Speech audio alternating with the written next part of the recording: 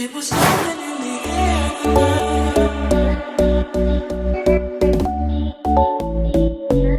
It was something in the air.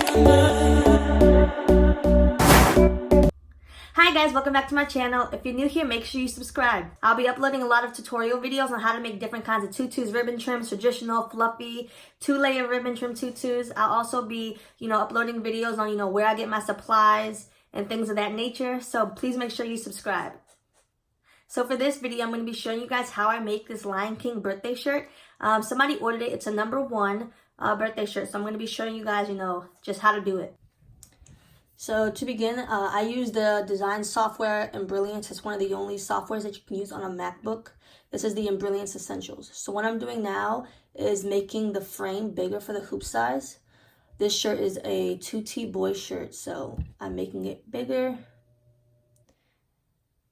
So this is like where you can make a design without it hitting the hoop. This would be the hoop. So this just pretty much shows you where you can sew. So I'm clicking this button to create a design. And it's going to be a #1. Now I'm trying to find the font I use. So the number's 6 inches. So I do like to make my numbers wider so that I can fit the characters in it. So that should be fine. And then the child's name is Caden. Okay, and now I have to switch the font that I use for this particular shirt. Now I could make the shirt this long, but he is only 1, so I'm not sure. I just don't want it to the design to be hanging off of his shirt, so I will make it a little bit smaller. I am also going to adjust the stitching so it can be thicker.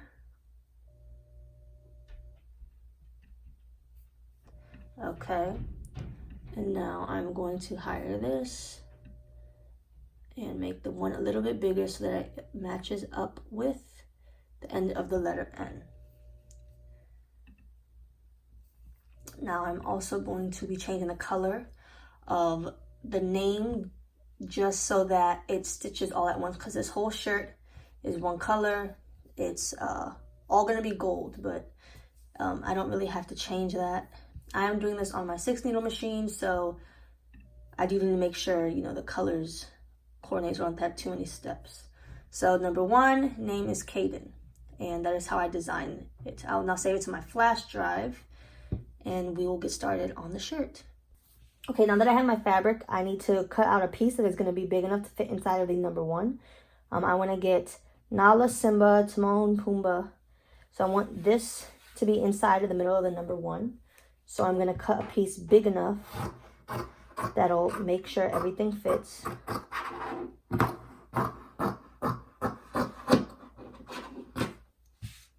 Okay, so now what I'm going to do is cut a piece of heat and bond that'll be big enough to fit on the back here to make sure it fits in the #1 as well. What heat and bond does, this is what it looks like. You can get it at Joann's.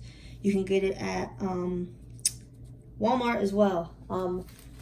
I use this to, I guess, stop fraying. So when you go to cut it, when you wash it, it lasts better. The fabric is thicker. It's more durable. It's thicker. It's durable. So it won't be as wrinkly after it gets washed. It'll be pretty solid on, and it's just like extra protection in case a stitch gets cut or something, that it won't fall off. So I'm gonna cut a piece. Should be big enough. The #1. Now what I'm going to do is apply the heat and bond. You put the rough side face down. This is like the glue. And I'm going to put it face down on top of the characters I want. Now you can use an iron. I use a heat press because it's just quicker, but you can also use an iron. And there's instructions on how to use the iron. I do use Teflon sheet because the heat and bond, sometimes, I cut it too big and it comes off, and I just don't want to mess up my heat press, so I use a Teflon just for my heat and bond sheet.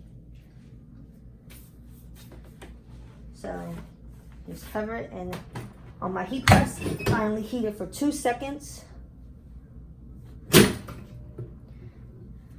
And that is it.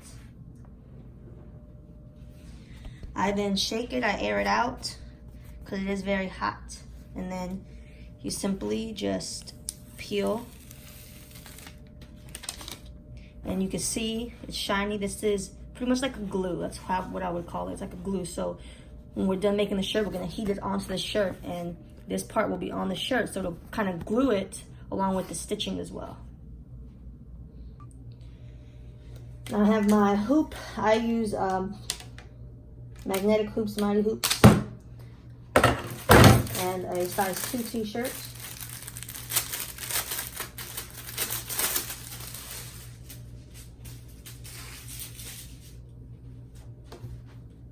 Now I just lay the shirt flat.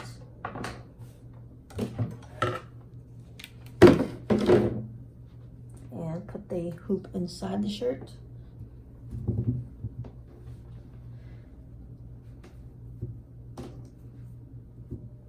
Make sure it is straight and centered. And this is a magnetic hoop, so it will snap on. Now I'm going to put my shirt onto the machine. Just slides in. And now I need to get a piece of stabilizer. This is what the stabilizer looks like. I use tearaway stabilizer. I got this on Amazon.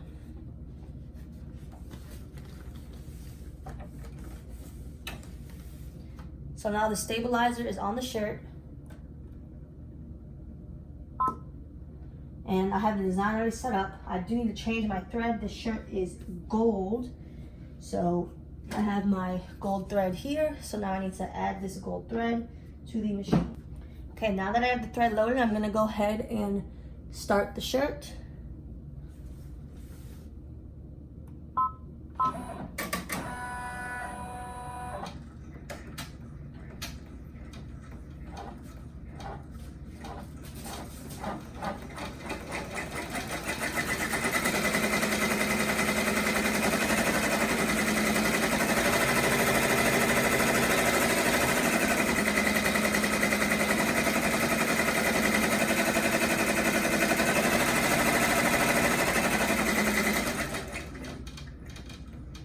Okay, so this stitch is the placement line. So what that means is it's showing you where you will be putting your fabric. So I want these I guess it's 4 or 5 characters, these characters inside.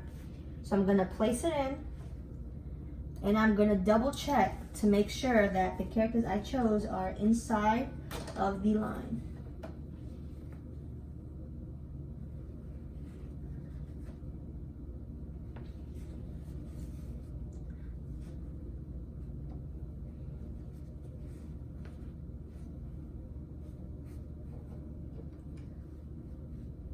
Okay, so all the characters have made it inside. So I'm going to now start it again. And this stitch is called a tap down stitch. So it's just gonna sew the fabric onto the shirt.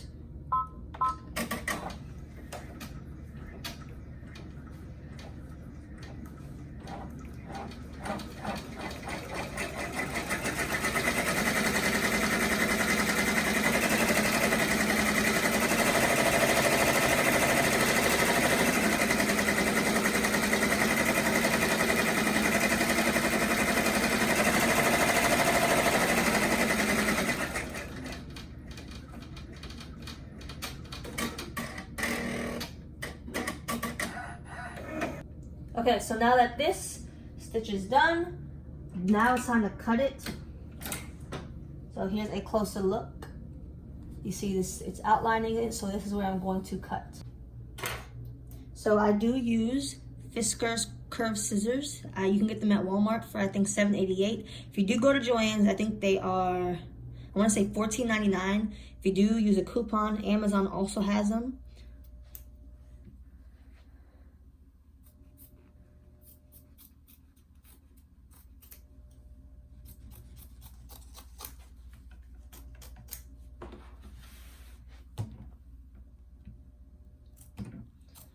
You want to get as close to the line as you possibly can, so that when it does the final stitching, you don't have fabric sticking out.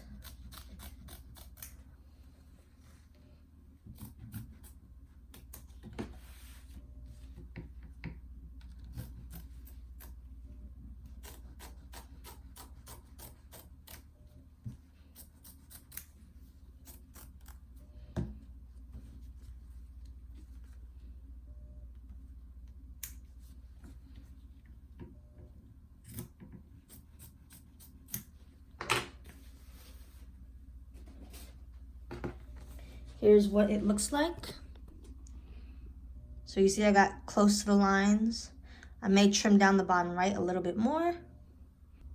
Okay, so when you put it back on the machine, you want to put your hands underneath and make sure that you do not have both pieces of the shirt together. Otherwise, it will sew through both and you're going to have to obviously restart. So just make sure nothing is in the way. Make sure that your stabilizer is flat. There's nothing in the way. So now this is pretty much the final embroidery step. You're just going to start it again and it's going to finish sewing everything.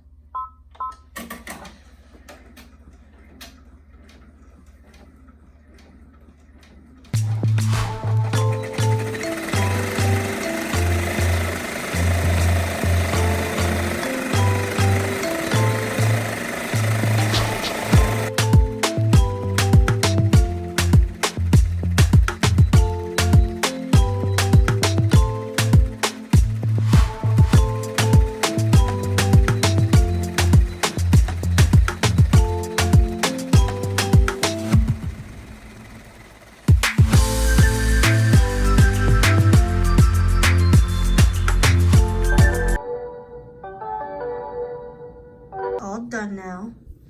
See it all stitched out, the name, everything's done. So now we're gonna have to take it off the hoop and then I'm gonna show you how to cut the threads and how to tender touch it and fold it up for packaging. Now I'm gonna take the hoop off. And now I'm gonna turn the shirt inside out.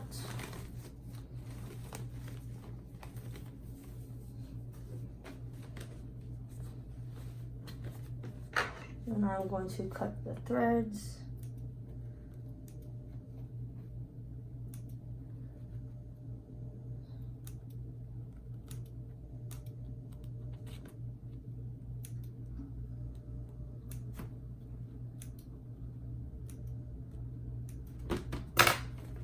And now this is tearaway stabilizer.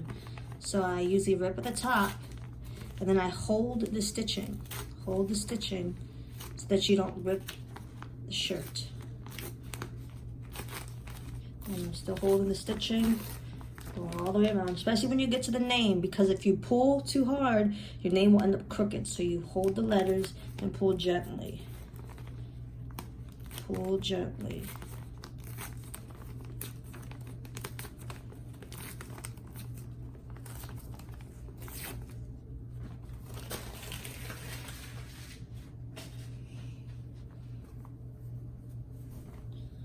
Now you can see the shirt though, because if you left the whole piece on it, it just would have looked crazy. So now I'm gonna go ahead and put it on the heat press. Okay, so now what I like to do is flatten the shirt out as best I can. Make sure not to have any wrinkles like here, because when you put the tender touch on it and you heat the tender touch, it'll create a permanent wrinkle in the front of the shirt. So I like to flatten it. Put the Teflon sheet over it.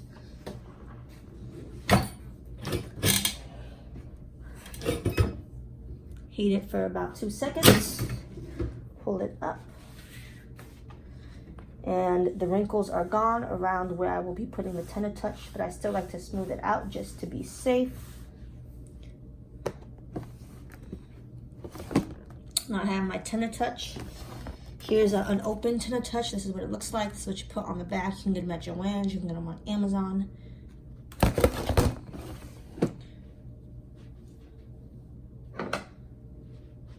So now I'll just cover the design and cut. I'm cutting from weird angles, so bear with me.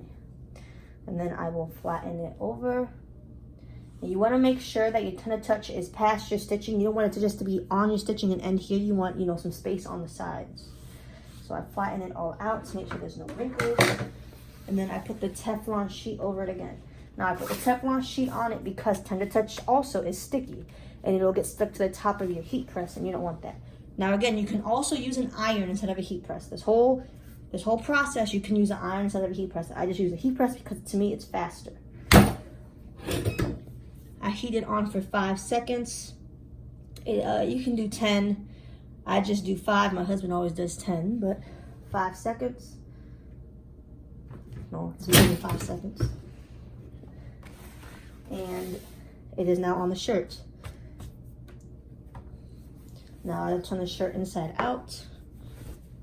Or I guess back, side, and I don't know.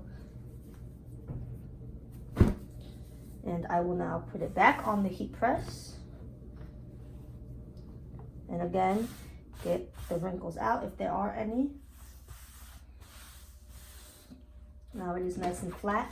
And now I'm heating it this way because the heat and bond has still not bonded to the shirt. You have to heat it from the top for the heat and bond to stick. So there's still like, you can feel like little air bubbles underneath the fabric. So when you put the heat and bond on, it'll get rid of those. So I usually heat for 5 seconds as well.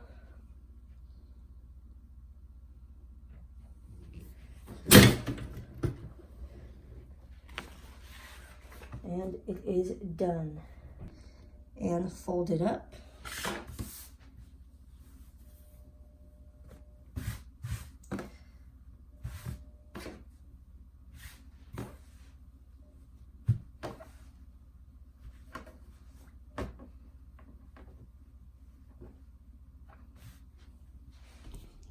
Here is a close-up of what it looks like. See, there aren't any wrinkles in it. It's pretty much perfect. Pretty much perfect. Okay guys, that's it for this video. Please make sure you subscribe and turn on your post notifications. It's a little bell button you'll see. So that way you'll get notified every time I upload a new video. Also, feel free to comment down any other shirt designs that you've seen that you would like me to make or anything like that, okay? Alright guys, thanks so much for watching. Bye!